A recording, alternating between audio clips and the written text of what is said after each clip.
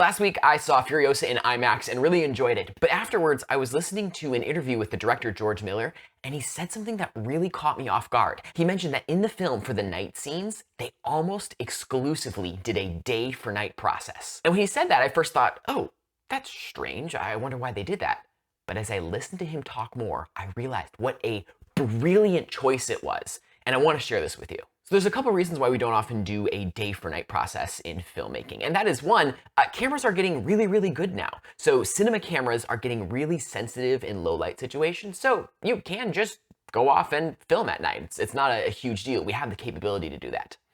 The second reason why we don't often do day for nights is it's really easy for them to look kind of fake. It's really easy when you watch a film to say, oh, look at that. The colorist had a heyday with that scene in that day for night. It's often hard to hide your brushstrokes of sorts. And the third reason that comes to mind is if there's any sort of emissive light in the shot, it really destroys the effect. So if you have a flashlight or car headlights or a candle, the sun, whenever you have an emissive source in the frame, it really ruins the effect. As I continued listening to the interview with George Miller, he mentioned how Furiosa and Mad Max have largely been inspired by old Western films. And he mentioned that one of the techniques used a lot in old Western films was this day for night process, because what do you have in the frame? You have, an actor, their horse, and the wide open plains. And when you have that, you can more easily do a day for night process. But this is where the light bulb really went off in my head. If you're working on a hyper stylized Australian post-apocalyptic Western, the disadvantages of a day for night process are actually an advantage for you. So that potentially overgraded or hyper stylized look, it's working for you. They specifically did day for night because they wanted what most of us consider are the disadvantages. But keep in mind, this is a film with a lot of cars and vehicles in it. So what about those headlights? Well, there's a very easy answer. If you're gonna be traveling at night, you're probably gonna be traveling in more of a stealth way.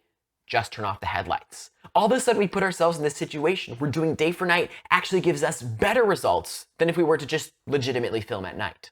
Let me show you how some of this can work in the film. So sadly, at this moment in time, we really only have YouTube clips to work off of since, the film hasn't come out to Blu-rays or streaming or shot deck. We can't pull images from there yet.